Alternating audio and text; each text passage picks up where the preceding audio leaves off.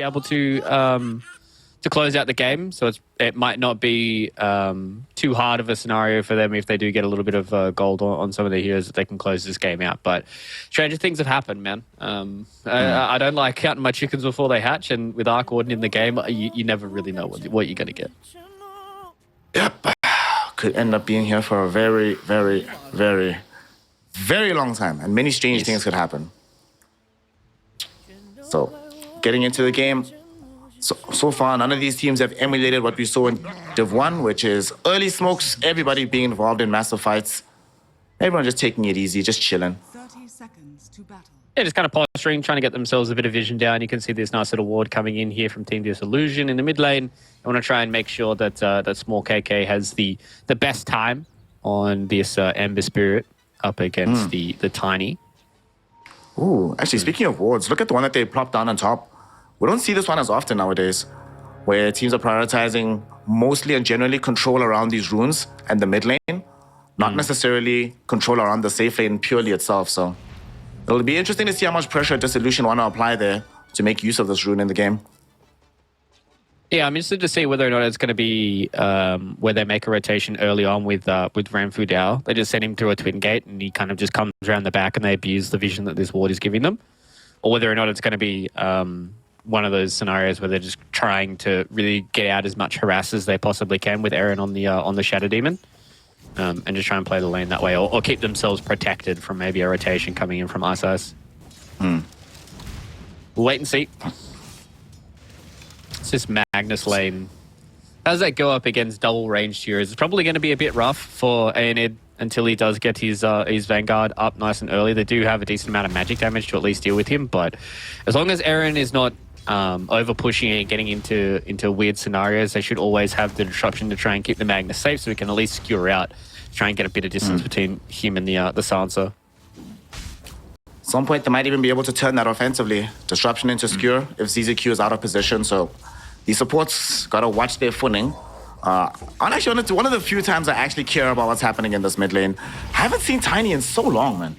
So what do you make of it? Do you think he's going to be able to do well in this laning phase versus the Ember Spirit? Because usually this was pretty decent for the Tiny, right? Yeah. I think the Tiny should be fine. He's one of those heroes that just does an overwhelming amount of physical damage. You're always going to have the last hits and denies as long as you have your tree grab up. So I think 7E should do really well in this mid lane, and I think for me it's going to be about these first couple of power runes, right? Like see whether or not they can have the good one in their rotation, and then try and get some of the worst ones later on when you're trying to build up towards this Blink Dagger. But the first blood going towards bottom, I'm definitely going to be looking a little bit more intently at what 7E does with these first couple of rotations off these power runes. Massive kill to be able to pick up there, bringing down this Keeper of the Light.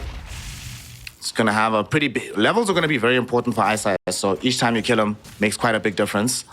Like what they're doing here. It is a pretty strong lane. Techi's Bloodseeker. You have that... I imagine the combo was the Blast Off Blood Ride. Very little you can do about it. So you need to be careful with their positioning as well. Pretty much on all sides of the map for Team Zero. And especially with the techies just being able to make those rotations, right? Like any time the Blast Off is going to be an issue for any of these heroes to try and deal with. So if they can get some kills in combination like they already have in that bottom lane, it's going to be a big positive for them, because as we touched on in the draft, Techies is one of those heroes that can farm really, really fast. And if you have a position 5 that can farm really fast, if this game does start to slow down against an Arc Warden, then you're going to have, one of these heroes that can transition into a core as well. So getting him off to a good start is always exactly what you need.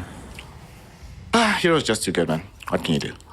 Feels good. It feels good to be this good. What do you mean it feels good? No. I've been a Techies lover for years. I was one of the insane people that in previous Techies I enjoyed it. Oh my God. I will always be a Techies fan.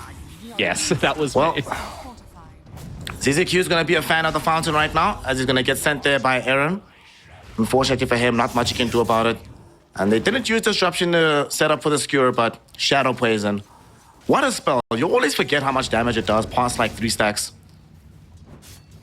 Yeah, especially when you're sitting there and fighting and you don't really pay attention to how many stacks you have as well is always the issue. So Beyond's able to get a kill onto Ranfu Dao on the bottom side, but Monfer is able to catch up to Ice and As you said, this Coddle is starting to fall a little bit behind when it comes to the experience. So, Ice Ice, luckily for him, his job is mainly for these opening, 10, 11 minutes is kind of just give mana to Beyond so he can sit there and farm until a bit later on where he actually does need the levels. I like the fact that they're looking at this draft and realizing there's not that much wave clear, so we can play the draft with some Helm of the Overlord. In the meantime, middle, Ice Ice, upon his respawn, went to replenish 70's bottle and set up slightly onto small KK. No kill ends up happening, but they do remind him that, hey, this is not going to be the easiest game of your life. When the burst damage does come, you're going to have to be very fast on your fingers. Yeah, and that's one big thing about mid Tiny is he can kind of accelerate really fast, right? Like he can get to this insta-kill point for a lot of these heroes that you might not be ready for early on. But it's all about making sure you're constantly improving with the hero, right? Like you're constantly getting kills, you're constantly getting a decent amount of net worth so you can start getting towards that next item. Beyond is in trouble. He definitely is. He needs to run himself away. Sticky Bomb chasing him down. It's going to blow up in his face and provide just enough damage to kill him off. Techies! Why is it so good? Yep. Super easy. Super straightforward. Renfu Diao is having a bit of a field day in this bottom side. And him getting a lot of these kills and being involved in these kills just means that he gets closer and closer to those proximity mines. And an early rotation from a Techies, much like he's doing right now, is very, very scary because he just does an overwhelming amount of burst damage, and it's very hard to understand that at like level 3, level 4. Disruption into Skiro top lane. Here comes Renfu Diao as well, having made the first rotation for the Techies. And he'll justify said rotation by taking away the kill, getting it on ZZQ. I am the carry now. And he's just going to take a little trip back bottom. Nicely done by the Techies. Yeah, and it just wasn't fast enough to get the last auto attack. So Renfu Diao was just like, all right, I'll throw a little bomb at him and I'll take that one. So he's going to stick around top, it seems. Been able to take over the Watcher, and they kind of just want to constantly keep killing ZZQ, I think. No, he's going to go mid to try and fill up a bottle once again for 7E. But if they're able to kind of collapse on these side lanes, then it really puts a lot more overwhelming pressure onto 7E, who naturally playing a hero like Tiny, you have a decent amount of pressure on you already because of the way that you need to play. But if both your side lanes are struggling, you need to be the guy who comes out at like 8 minutes with a power rune and a blink dagger and kind of just tries to kill people. Maybe not a blink dagger, but at least, with a power rune and try and make a big rotation in one of these side lanes. So far, though, he's doing an excellent job. He has almost as much denies as Small KK has CS. Kind of crazy performance coming in from 7E in the mid lane. So that timing will come faster than expected, I imagine. Both supports are actually middle, so they want to force in a push using the Siege Dragon, get as much damage on the tower as possible. But he has 6 right now, Small KK. He'll go back, replenish his mana, probably tell his team, keep TPs on hand, y'all. Well, yeah, because, both the side laners are relatively self-sufficient, right? They're the ones that haven't really lost their lives just yet. So they're able to easily just sit back and farm in these side lanes. They can put a lot of emphasis on the 7E, who needs to have this good timing. And if they can unlock him by killing this mid-tier 1 tower, then that just alleviates a lot of the pressure here for Team Zero, who they're behind by 4 kills, not behind by too much gold, which is nice for them. But they can definitely start to feel some of these side lanes ballooning out of control when we look at the CS. And you look how big Aeonid is. You look how big Long Fur is on the bottom side as well. Well, speaking of Aeonid, this beautifully planted Observer Ward gives them the vision that the Tiny is en route. And they will scoot themselves away. So 7E doesn't find the rotation he's looking for. Didn't have a power rune to make that move, however. And now he might even end up losing the power rune and a lot of wasted time as well. Oh. At the same time, though, a kill does end up happening onto Ice Ice, dead yet again within this game. Bloodseeker getting a bit problematic now, involved in 4 kills so far, a lot of bonus gold. And Power Rune does indeed spawn bottom. Smoke KK picks it up. Huge loss for 7E in this mid lane, a lot of time wasted, and not much gain for it from himself. Yeah, this was really starting to get frustrating for Team Zero, right? Like, Ice is just constantly getting caught out in the bottom side. I believe he was trying to make some stacks here in the bottom side, which Renfu Diao has scouted out, so he can try and farm them up, or maybe Beyond could. But they got found in the trees, he gets ruptured up, he gets killed, and then they made a rotation with 7E towards the top lane, doesn't get anything. He went for a combo onto Eren as well, which he didn't get. Now, this smoke has to work out, or 7E is so far behind. Well, they wanted the Bloodseeker. They might have to content themselves with Ranfu Da, but even then, they're not going to get it easily. He still has Blast Off as well. However, they don't have Blood Ride available anymore. But doesn't seem like this is going to work out. Small KK makes his own appearance. Doesn't have a Remnant back, so we're going to have to do the long walk alongside 7E. But yet again, 7E trying to make a move. And like you said, the frustration at this point must certainly be mounting. Because Tiny is not that hero that can function in the game without these moves being able to connect. So he's starting to fall pretty far behind now. And CZQ is going to go down mid as well. This is the rough first 9 minutes. I know some people in chat are probably thinking, yeah, but Fluke, it's not that bad. It's only 3k gold, 9 minutes into the game. I think for me, it's like you can see the frustration on the way that Team Zero are playing this, right? They understand they need to start making these moves, but just nothing's working out for them. In that bottom side, they wanted to try and push in the creep wave, but the creeps got glyphed, so they couldn't die to the tower, and then it meant that they weren't able to just kind of walk in and be able to take that extra kill onto the Bloodseeker. Maybe they're able to collapse with the 3 people, and then 70's rotation wasn't going to be wasted, but that's, what, 2 or 3 ganks now that have not worked out for 7E, and they're going to probably lose another member on Beyond. Beyond gets ruptured up. Small KK has him on with the Flame God. He's trying to TP out right in front of his face, but unfortunately for him, Lanfer has access to the Maelstrom. The lightning comes out with the Chain Lightning, and it kills him off. It's Beyond.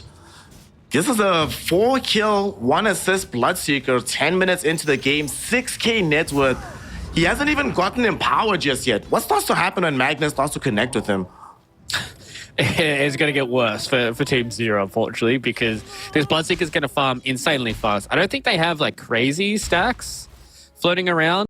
No, they don't. So it's not like he's going to, completely go buck wild when he gets that empower. There is a triple engine stack for him to try and farm, but Bloodseeker is one of those heroes that can farm really, really fast because you are self-sustaining and you naturally like building things like the Maelstrom. So if this game stays status quo for a little bit, it's going to be on Team Zero no longer to try and find these pickoffs, but much more try and stagnate the game because they've got CTY who does have a hand on Midas, so he's starting to get towards the Arc Wardens that we know and love. But when it starts getting away from this point of 7E being able to abuse the fact that he's a tiny and be able to, catch and one-shot these people, we need to start transitioning into delay mode where it all becomes about the Arc Warden. It all becomes about trying to catch out the Bloodseeker or maybe catching out the Ember Spirit lacking, and that's when you get a free kill and you slowly pick them apart before it gets to the point where the Arc Warden is kind of 1v9ing, right? But it is slowly getting to that point, and 7E, there has to be a gank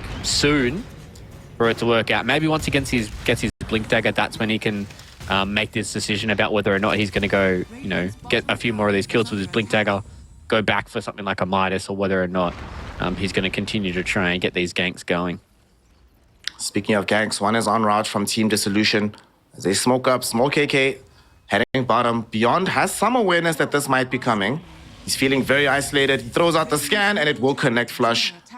So it gets back just in time. Otherwise, he would have been killed off.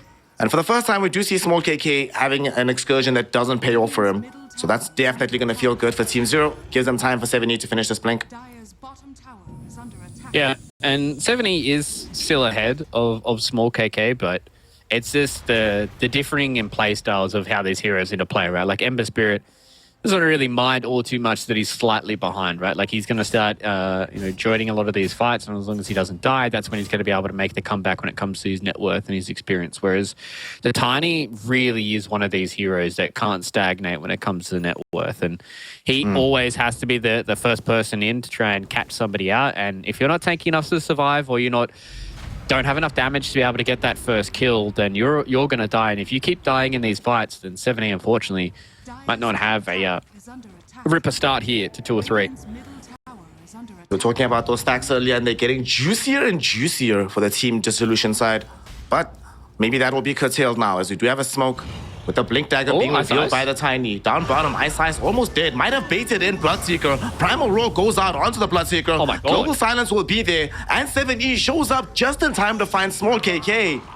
That sets up to give Beyond a double kill. Team Zero back on the map somehow. And they're going to turn this into a tier 1 tower push. We have a small army from the Beastmaster and no heroes to defend this. Yeah, that was a pretty big mistake coming in there from Team Disillusion. They got the Rupture out onto Ice. They cancelled his TP with the Shackles coming in from Small KK. But Lon Fur didn't want to take the kill away from him, right? Because he understands that his mid lane is a little lacking on the gold, and they thought it was a free kill.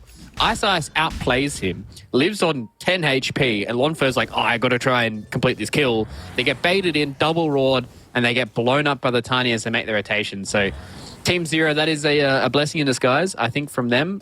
And I definitely think now it's a lesson from Team Disillusion that you need to finish off your food. Yeah, they're going to finish off ZZQ here.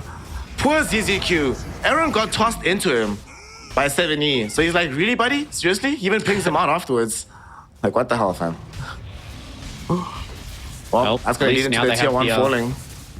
At least now they have the Blink Dagger on 7E as well. But as you said, losing the tier 1 tower is never good. So really looking towards 7E. Arcane Rune, Blink Dagger, what can you do? Yeah. Radiant's bottom tower is under attack. Still needs to try and connect as many moves as possible, make space for his team. In the meantime, though, Team Disillusion, Ionid looks like he has drawn the long straw as he gets to farm this ancient stack. All right, let's see, because that worth 7.7. How much is it afterwards? It's gonna be quite a lot. Holy smokes, 600 gold. You know, nice little use of a couple of seconds of time. Feels good. Yeah, definitely not bad. Yeah, top lane though, they are gonna find the Bloodseeker. Lanfer, he's in trouble.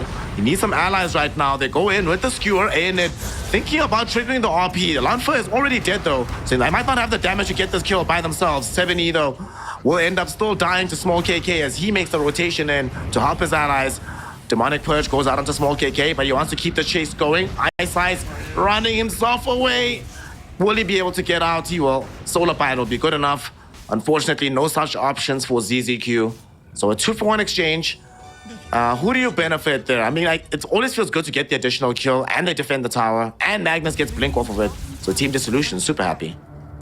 Yeah, I think Team Dissolution are happy with that defense. Obviously, they lose Lonfo, who was one of their highest net worth heroes, and they didn't really clean up everybody, but they killed 7E. I think that's the big thing for me, right? Like, every time these fights break out and they kill 7E, it's always a positive. Minute lane now, we're going to be having a fight around the river. Global Silence will be popped off. They end up killing off Aaron on a Shadow Demon. Might be the only casualty for this fight, as everybody else content to retreat. I suppose if you're on Team Dissolution, you're like, we trade Aaron for Global Silence, we'll take that any day of the week. Yeah, unfortunately for Mr. Beyond, he just didn't have the mana to roar. I think that potentially could have been a double kill for them if Ice wasn't trying to run for his life from his own delusions. And if they got the Chakra Magic out onto Beyond, they could have potentially chain stunned onto Small KK. But yeah, as you said, much worth trade there for Team Disillusion. But this net worth lead has started to dissolve, right? Like, it's only 2k now, whereas at 9 minutes it was about 5-6k. So really starting to pull this game back are Team Zero, and the fact that now they've got their home with the Overlord, they've almost got Echo Saber up now on 7E. Ice is doing a really good job to get towards this mechanism. They're going to have a good ball if they're able to grow up and stay together. It gets even better because they find Lanfer. It does get off the BKB though just before the Primal Roar connects. Even Rupture's Beyond for good measure. I don't think he wants to stay around this fight with his HP pool. 70 thinking about continuing to pierce the backlines. He's so low. There's the avalanche. The toss won't come though. The random disruption from Aaron not only gives him salvation, but sets up 7E to get killed off underneath the tier 1 tower. At the same time, the rest of Team Zero realize that they need to run. Although Small KK, he might actually tick out to this last word on an Arcane Curse. He does actually die to ZZQ. And now CTY has finally made himself involved in this game. It's been 4v5 until this point. The Arc Warden shows up, throws in some Spark Raids, and that will dissuade Team Dissolution from continuing this fight. Yeah, that was almost a really sick fight there for Small KK. He was basically kind of 1v4ing and just kind of just diving around people, just making sure that they had enough time to be able to kill 7E. And once again, they killed 7E in a lot of these fights. And unfortunately for him, he is really starting to stagnate, right? Like, he's 600 gold away from his Echo Saber. Same with Small KK. So both these mid laners are really on struggle street. But it's the rest of these heroes that are the ones that are starting to come and benefit from it, right? CTY is finally starting to get into this game. And you can see as well, Lonfer, he did have to use his BKB, but he saved his life instead. Blink Dagger there saves Ionid's life. And I do want to see him get involved in these fights more. Small KK finds a 2 hero steering chains. Blood right down as well. On to 3. Global Silence will be plopped down as a form of protection. But these heroes are still in danger. 7E running away. He's been ruptured up and he will be killed off by Lonfer. Iron It finds a 3 hero RP on the back end of the fight. Beyond and Ice Eyes should end up dead as well. Beyond did get off a primal roar onto Aaron at the very least. But it's not going to be good enough. And now here's CTY. Go back to farming, my friend. You don't want to be involved in this fray. Unfortunately for him, it is nighttime, so Small KK does not have the vision to catch up. Yeah, and you can just see the issues that's starting to arise from both these mid laners really being on kind of very similar low net worths, right? The Ember Spirit, he can kind of go in, he can start a fierce, he can Syrian chains, he can always get out when it comes to the Remnants. They had the global defensive lead there from Team Zero, and whenever 7E goes in, he just kind of instantly dies and doesn't really get to deal with anybody. And this fight was really, really good coming in from Team Disillusion, right? Like a massive blood right from Lonfer, got the Rupture on the right player, and they just killed everybody. And that was a massive RP once again from Aonid. And he was one of the players that I had a question mark on, obviously being one of the new guys. It's been a while since he has played competitive Dota, so I was questioning whether or not Aonid was going to be up to the task. And I mean, I'm pretty happy with how his Magnus has been this game. Yeah. Definitely has been playing quite well on the roster right now. I was also questioning when we're going to leverage his net worth. And he's like, all right, man, shut up. Okay, we get you, bro. Great job on this Magnus. Now that also closes the gap towards him having the full BKB. That's a pretty big deal. That way he'll have a counter towards this Global Silence. And they won't have the full confidence of taking fights offensively either when they have Global available. Yeah, especially because a lot of their heroes really kind of need to be in close quarters with each other, right? Like the Arc Warden is probably one of the longer range heroes, but the Beastmaster and the Tiny are generally going to be holding hands in a lot of these team fights. So they need to make sure that they get a lot out of these global silences before we start seeing some more of these BKBs come up, because Ember, Bloodseeker, as well as Magnus, all with BKBs, your global silence is going to be next to useless, especially because you're going to start to run out of damage. Like, you can see how little damage they do right now, and Magnus is sitting at 2.6k HP. Imagine once that BKB's up, imagine once he starts getting a few more of these levels as well. I don't see the damage they're going to be able to have, because Beastmaster doesn't do it, Tiny doesn't really do it right now. It's all on CTY. Don't worry, boss. Scope Beastmaster, he's got himself an Ogre Axe. So he has one of two options. Either this is a BKB or an Axe. I hope it's Axe. Down bottom, Ice Ice gets caught out yet again behind the Roshan pit.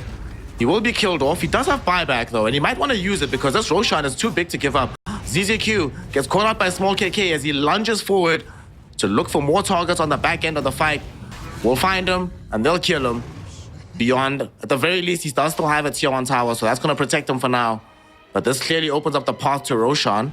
It's going to take a while, though, because they don't have that much armor piercing on their lineup at the moment. Yeah, they've kind of just got, like, a lot of damage, right?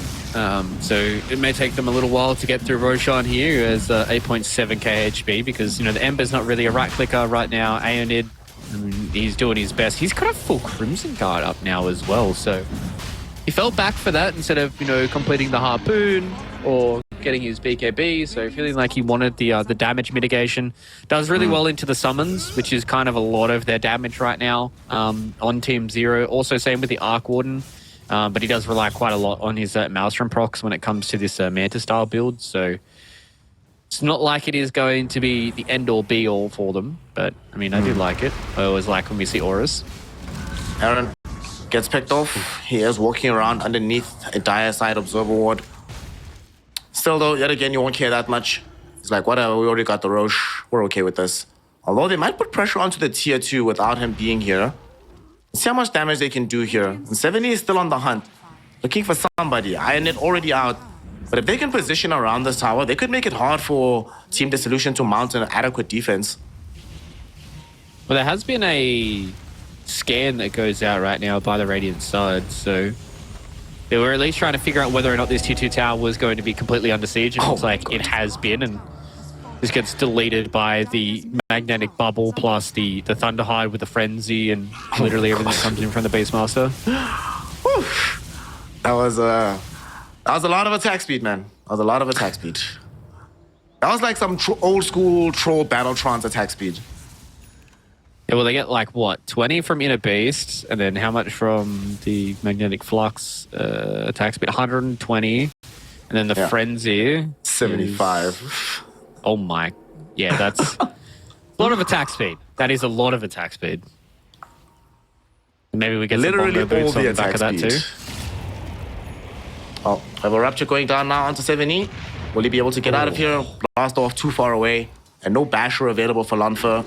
He's going to be going for the Agnum Scepter next on this Bloodseeker. Kind of like it. Definitely think this Blood Mist spell is pretty darn good. I remember the first time people were reading it, they're like, it doesn't seem amazing. Then you see it, you're like, oh my god, this is so good. Yeah, especially when there's just so many things like around you as well, right? And the fact that you get the barrier coming out of the Blood Mist just makes it... Like, he's one of those heroes that plays on a bleeding edge, right? Like, he's always just standing there and man-fighting whatever he can have in front of him and just hopes that he out-heals it or, you know, he gets the kill somewhere else and is able to get himself a little bit of heal from the thirst. So it just enables you to just basically run in and go crazy and just A-click the ground and see who comes out on top. And a lot of the times when you have the Ags, you're going to come out on top. He'll have Ags, he'll have access to the Empower from this Magnus. He'll have heal from the techies with this mechanism into Greaves. And he'll have salvation if need be from Aeronaut the Shadow Demon. So Lanfer going to be allowed not just to play on the bleeding edge, but will have a bit of a lifeline as he goes over it. Radiant structures are fortified. What are we looking for now for Team Zero? They've got Mansal up there getting close to a Glepnir on CTY. 70 doesn't have anything past his Echo, so he's going to look for a Silver Edge. BKB was the choice from Beyond. Aww. Going for a Blink Dagger on Ice. And Bongo Boots are almost on the way for ZZQ. So nothing crazy and nothing that's really going to turn the tides of the game just yet. But I think that's really going to come off the back of them trying to pick apart Team Disillusion and really try and out-macro them with some of the experience they have on this roster. So far, they have managed to reassert some of their earlier gold lead. It's back up to 4K right now, but they're still playing into an Arc Warden. So you can't take any of this gold for granted. They're going to try kill off this Tempest double, get some bonus gold. Nice, feels good. Radiant's bottom tower is Easy. under attack. It was about to die as well. It only had about 8 seconds left on it. So it was a good snipe to be able to catch those Tempest doubles as they go away. Almost have enough gold for the full Aghanim Septum. And already starting to siege the tier 2 tower mid. Doesn't feel like Team Zero really want to fight them. I would not want to fight them either. They have 2 BKBs at Aegis at the moment. RP is still at the ready. I don't know, man. It feels hard to get to the point where you feel super comfortable here. But look what they're doing bottom. They're just going to force a fight in a different way. Just go on the high ground. If you can't fight them directly, fight them obliquely as they just take the tier 3 tower. And somebody has to come back. Ember Spirit's not enough. More TPs are necessary. Only a couple seconds left on the Tempest double, so they will get a bit of reprieve off the back of that, but that's spooky, man. That is spooky. They're just like, it's fine. This is an Arcwood. You spot him. We'll deal with it in a second. Crap, our tier 3 tower's gone. All right, guys, we need to deal with this Arcwood when he starts pushing our lanes, but that's how Team Zero have to play this, right? Like, they have to just play nice and slow. They have to make sure they try and get as much out of this map without actually fighting Team Disillusion, because if they run into a full 5v5, they're just going to get rolled. So they really need to make sure that they're avoiding these fights and getting the gold they can, because CTY, he's a big boy. He's got Glepnir, and he's got a Manta, so he does a lot of damage in these fights, but can he win these fights is the real question if they ever do become full 5v5s. That's what we're going to be finding out here throughout the course of this game. Might have a fight breaking out down bottom. Small KK is scouted out here. Primal roared in by Beyond, who actually bought a Blink Dagger to make these plays easier. And they blow up the Ember Spirit. 70 credited with the kill. Okay. Bit expensive though, but he doesn't have buyback, so they have the confidence of numbers. So they might not fear the big plays coming in from Ironed. And Lanfer, he actually just jumps in. Falls to BKB and try and TP out, but there's more than enough damage on the side of Team Zero. More than enough attack speed. 7E now has Blink, tosses back Lanfer down. And that's going to be a dead techie too. What the hell happened, Fluke? They were looking so good at the positioning, but they just run in and feed.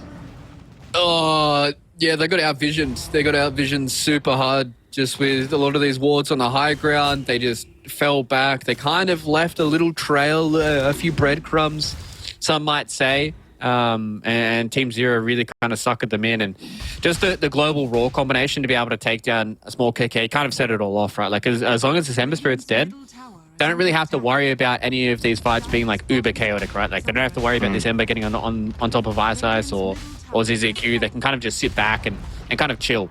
And that's where they're able to kind of poke down onto Lonfer, who, I mean, he was super greedy doing what he was doing. He was trying to get his shield back on the creeps, and just got chipped down, and then eventually he had to pop BKB and hope that he could TP away, but it just wasn't enough. Oh, Aeonid, he got found. He's definitely in trouble. Got found out. He was going to steal some resources away from the side of Team Zero.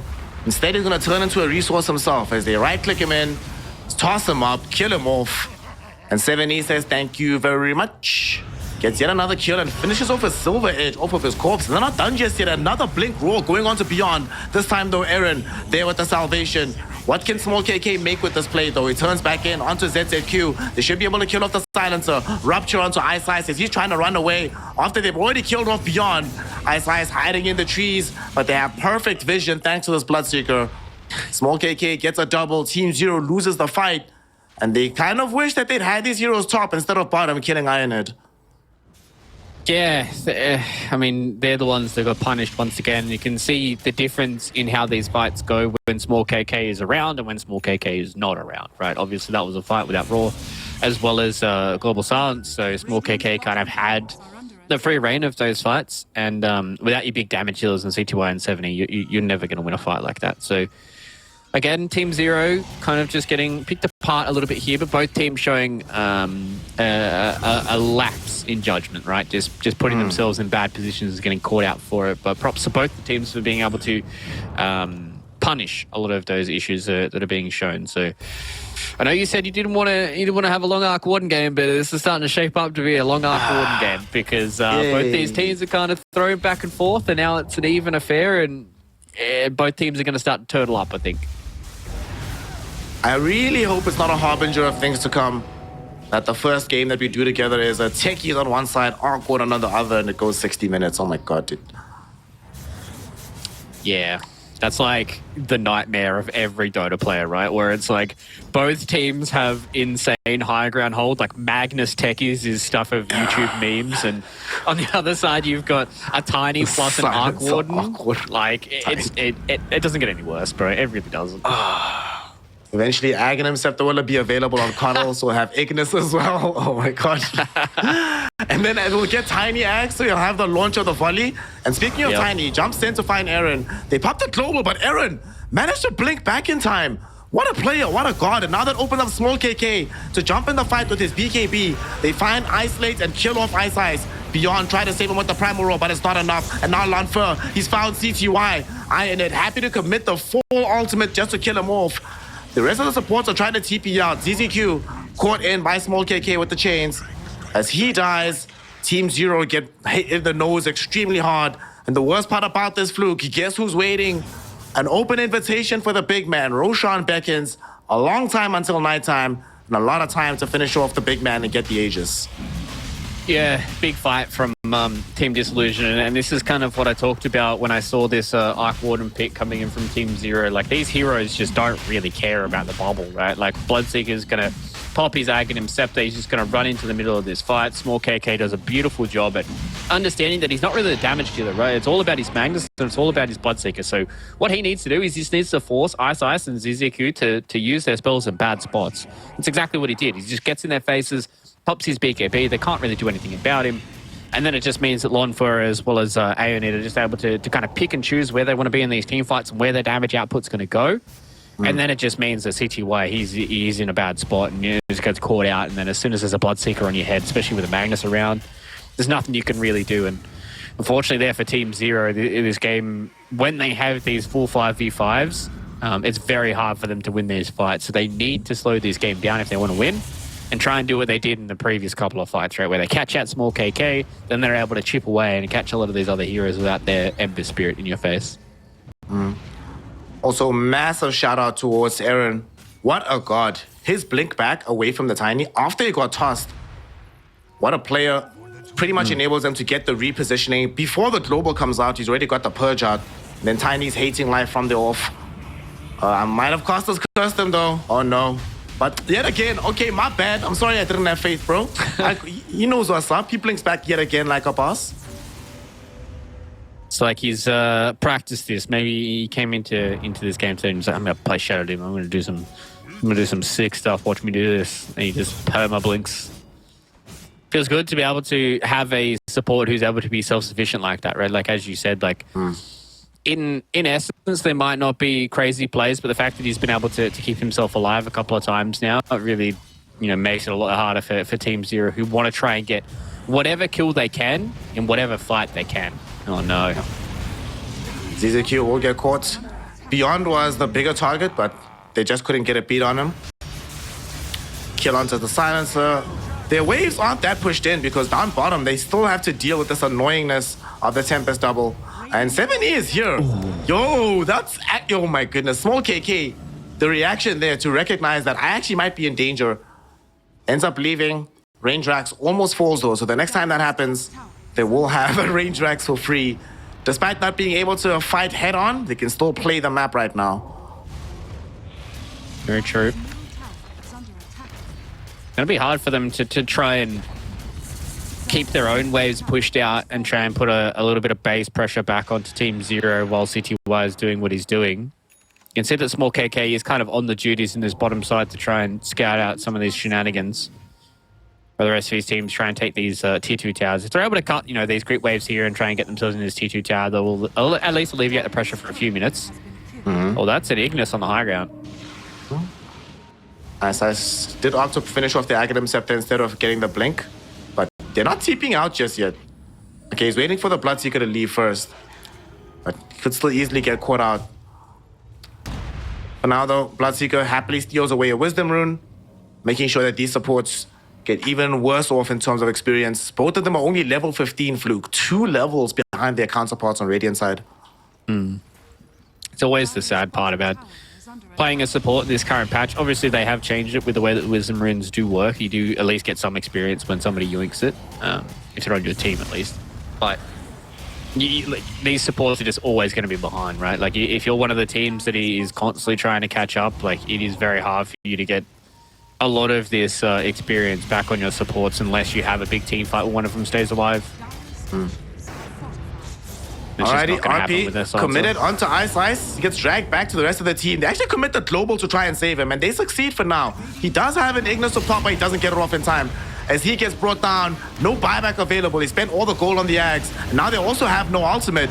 They do take the first life away from the Bloodseeker. Iron It goes into the skewer, it misses entirely. Aaron says run for Dar, but now there's no disruption for the Bloodseeker.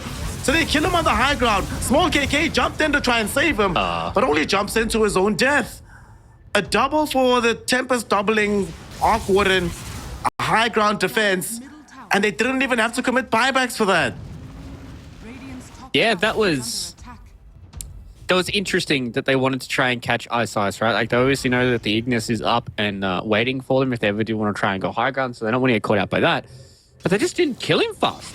Yeah, they got nowhere near killing him fast enough. He got a mech off, he got a Force stuff off, he got the Ignis off eventually as well. He even got a Solar Bind down. Like, he was able to get so many spells off. That just meant the CTY was able to sit in the back and do 7.2k damage as well. As Beyond doing 4.6k. Like, you can see here, they're like, okay, this is a good fight. And they just don't kill Ice. He gets a Solar Bind down. He eventually drops the Ignis at the end. He even got time to channel and illuminate. And that just means that Lonfur has to spend so much time killing the Ignis that he loses his first life. And then once your first life and your BKB is down, that just means that Team Zero can go ham. And now, what we saw in the bottom lane opens up for a full lane of Rax. The first lane of Rax, mind you. It's going the way here of Team Zero. Might not be the last as they're trying to sweep towards the mid lane. Tier 3 tower pressure is already being applied. And here comes CTY and Beyond. But the fortification might dissuade them to stop for now. But the next time they do that push, they also have AC now on the Tiny. So, all right, you had the calculator there for your attack speed modifier. Add plus 30 to the mix. Jesus. And then plus so what? He's got plus 40 from the Beastmaster, plus 30 from the AC. He's got, what? Does he still have a Thunderhide? No, he doesn't. He went for the Black Dragon. So we're missing out on that, which is a little unfortunate. But I mean, we've seen how fast these buildings melt, and now that these fights are starting to get a little weird and wacky, that's when it really starts to become scary here for Team Disillusion, right? They were the ones that were in control for, the early to mid game. They haven't been able to close it out. They got themselves 2 Roches, haven't really been able to do that much base damage. And now it's starting to slow down and get to the point where Tiny's starting to catch up on 7E. He's really starting to get some of these items. He's staying alive in these fights. Same with Ice as well as ZQ. They're getting their key spells off, and then it just means that CTY can go ham. But they do need to be careful in these fights so they don't overblow it.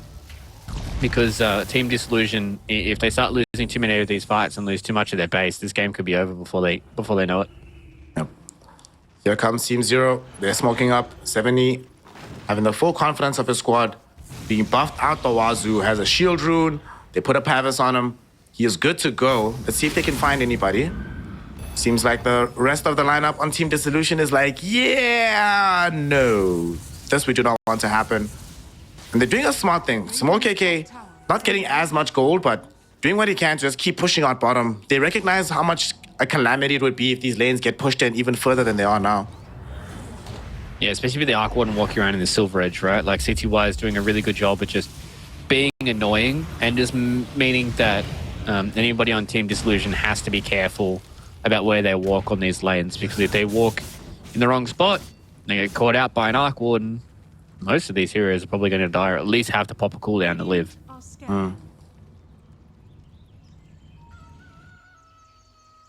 Game's slowing down a little bit, so we might have Roshan being our next port of call.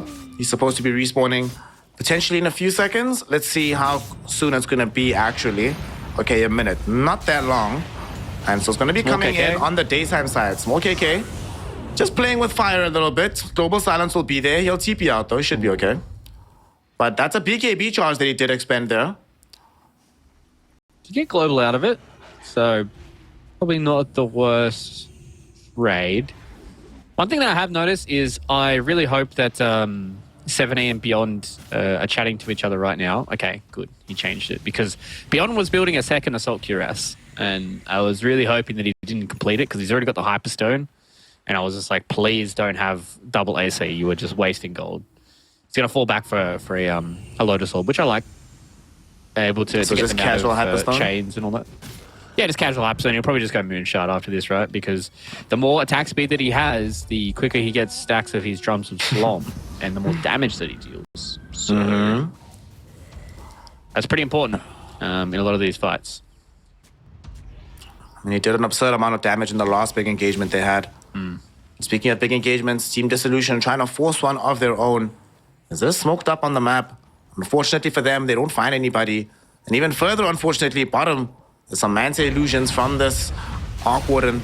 It's going to present some problem. There's going to be creeps in the base. And because no one's here to clear this out, they're fully aware of what's happening. And they get to clean out the Roche at the same time. This is perfect map play coming in from Team Zero right now. Oh, it melted. Did you see how fast it died? Oh, damn. And they also get free Ags as well because that's on the Radiant side. Oh, okay. I was going to say, ran through down, I thought CTY was going to be able to kill him. But now they get the Ags on the Tiny, so that means that 7E is a massive issue now in these team fights because he's got himself a Silver Edge, an AC, an Ag Scepter. Could probably go into like a Harpoon next, or maybe even like an Overwhelming Blink, depending how tanky he wants to be. And then now it's just, I think it's just ballooned out to the point where there's just so much of this net worth lead that CTY has a Hex built up. He can kind of build whatever he wants next. After that, maybe he wants to try and randomly get like an Ags for himself and eat that. Maybe he wants to go like Boots of Travel 2.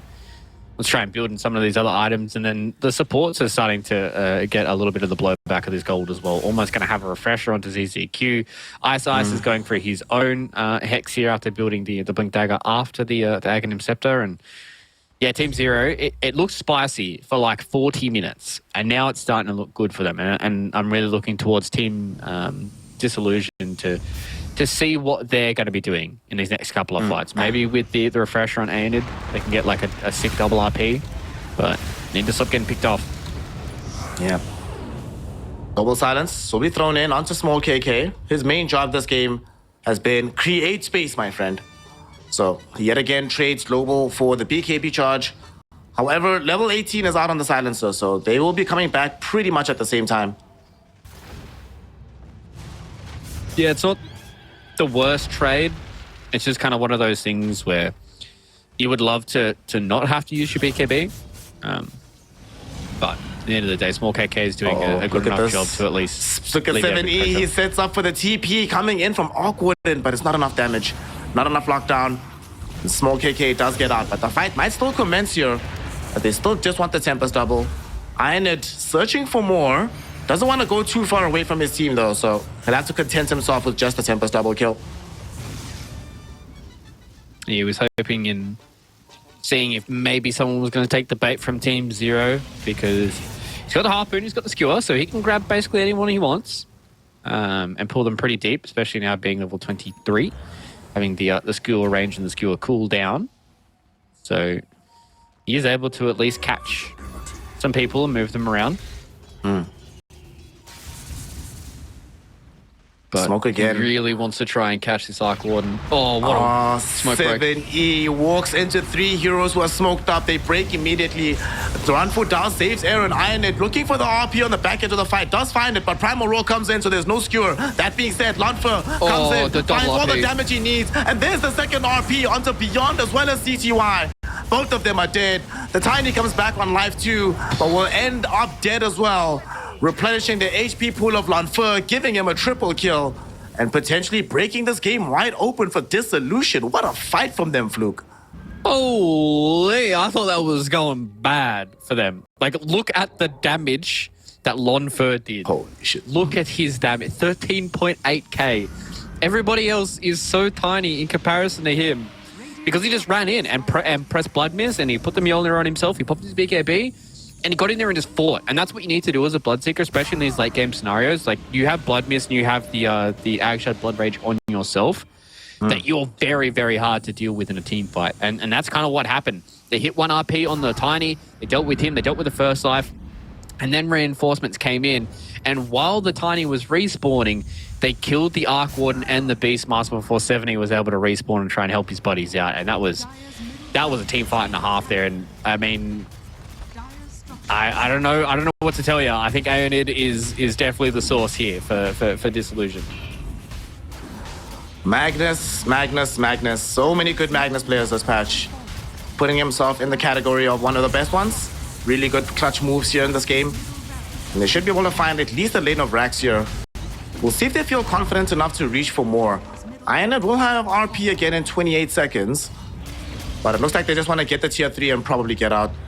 Yeah, they're not even going to get the full tier 3. They leave. No risks being taken. Ignis gets forced off the way by Ranfu down, not going to get caught. So their full retreat is on for Team Dissolution, and they're rewarded very well. One thing that does suck is they did drop the double observe awards. That's not great. Yeah. That's just the late game jitters sometimes. You're not completely communicating. Things happen like that. CTY is going to try his best to force something out of Small KK. He just doesn't do that much damage, huh? I really thought CTY would be like obliterating. Oh, an RP. Oh no, there's going to be an RP now. They actually get the skewer back, bringing down ZZQ. He does have buyback, however, but they do steal a gem away from him. Funnily enough, they kill him as he was going to deal with the double wards. So maybe that was the play. There was a next level strats coming in from them. Big brain. Put down the double wards, and that means that they have to spend extra time killing your observers. There we go. They do use RP and BKB for that, so probably not the greatest of trades, but they at least buy themselves time, right? I think that's the biggest thing. As soon as you kill somebody like ZZQ, you either 1, force out his buyback, or 2, you give yourself like 40 seconds where you can kind of do what you want until they can have a fight here. And that's where they're able to deal with their lanes and hopefully try and catch out some of these heroes moving outside of the base. But this is a big play from Team Zero. They want to catch Small KK. They have a 4 in hex, 7 dude. They have a hex. They caught him. He's actually going to die here.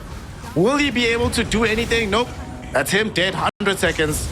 Does that buyback. Ironid finds an RP yet again. Beyond and CTY caught out. He skewers back CTY, but they need damage. Lanfer, he's on the other side of the fight, going in onto Beyond, but Beyond is still alive. Buying time with the Primal Roll.